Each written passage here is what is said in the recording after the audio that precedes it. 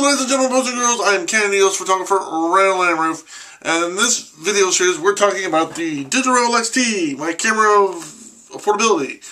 And in this video we're going to be talking about the flash, or the flash. So, for those of you who don't know, flashes illuminate pictures. And I got the batteries in this one I'm going to show you, but anyway. Okay, for example, here's an example of what a flash can do for what we call fill flash.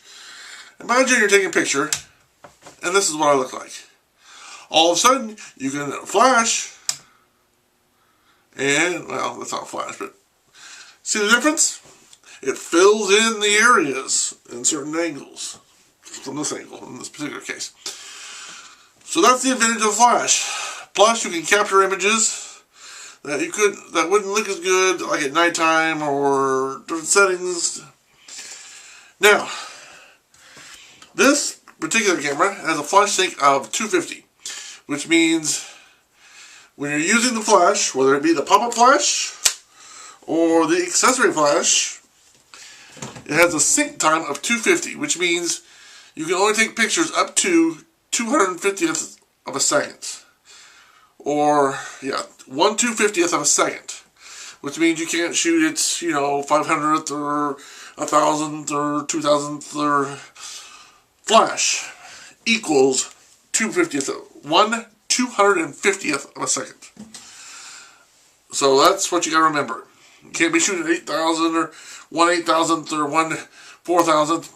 1/250th. When you're using the flash. Something you have to remember. At least with this camera. Now, different cameras have different sync times. So you'll want to find out from your instructions manual, if you have a different camera than what I have, what your sync time is. Normally it's around 200, 250. 250 really is a common, or 1/250, excuse me, not 250. 1/250th of a second is a pretty common flash sync time. But there are some cameras that have the 200th or, some different ones. So keep in mind, but 1/250th is a pretty common flash sync time. So the flash can illuminate, stop, if you're going real fast, it can stop the motion. It's there to illuminate, make brighter, to see things you couldn't otherwise see. And one of the beautiful things is, if you're using this camera in combination with this flash, you have two things that are going on that can help you. It has a light sensor built into the camera, plus it has this flash has an illuminator which sends out a little red beam, boom, boom, to help this camera focus.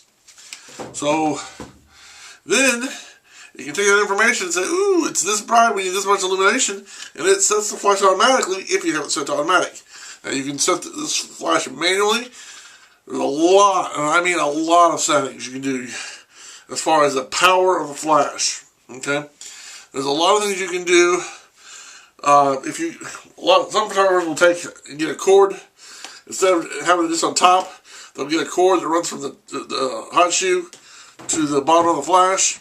And you can take a picture and flash this way or flash this way. Or some people will get multiple flashes. If you're in the studio, have a flash here and a flash here and a flash here. And so you get all angles. Lots of things you can do to experiment with if you've never done it before.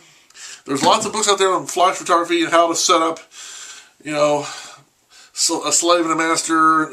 And basically what we're talking about when I say slave and a master is, I can set this flash, for example, on my camera, and I can set it to be I can either turn it off, the slave and master factor, or I can turn it to master or slave. What that means is when it's a master, if I switch it to master here, and I have multiple flashes, I would set the other flashes to slave. So when this one fires, all three of them fire. It knows how to do that. It's pretty cool technology. So you have that option. You have multi-burst options, which is really, you can do, and it stops here, stops here, stops here. lots of neat options you can do with flash. You just need to read, experiment, just have some fun with it, you know what I'm saying? Get a flash, and just take some time and play with it, and work with it, and experiment. You'll find there's a lot of really neat effects, styles. There's a lot of neat things you can really do if you really get into flash photography. And, you know, a few accessories. Yeah, this was like $400. Of course, this one's built into the camera. You can get an extension cord to run between the two relatively cheaply. So, you know, for $500, you have pretty much all you need. Unless you want to buy some accessory flashes, which, you know, depends how much money you have. So, there's a little bit about that. Now, like I said, there's lots of, like I said, if you go on Google and type in flash techniques or flash photography techniques or styles, you can find a whole lot of information. And I'll give you a few ideas here in this video, so I hope it's been helpful. And like I said, the best way is just to do it, read up a little bit, and then start doing it. Have some fun with it. Try some things.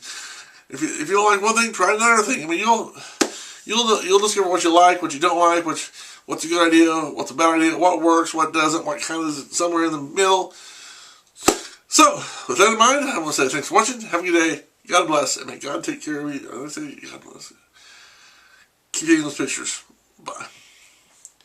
Should we get the last part out? Oh well.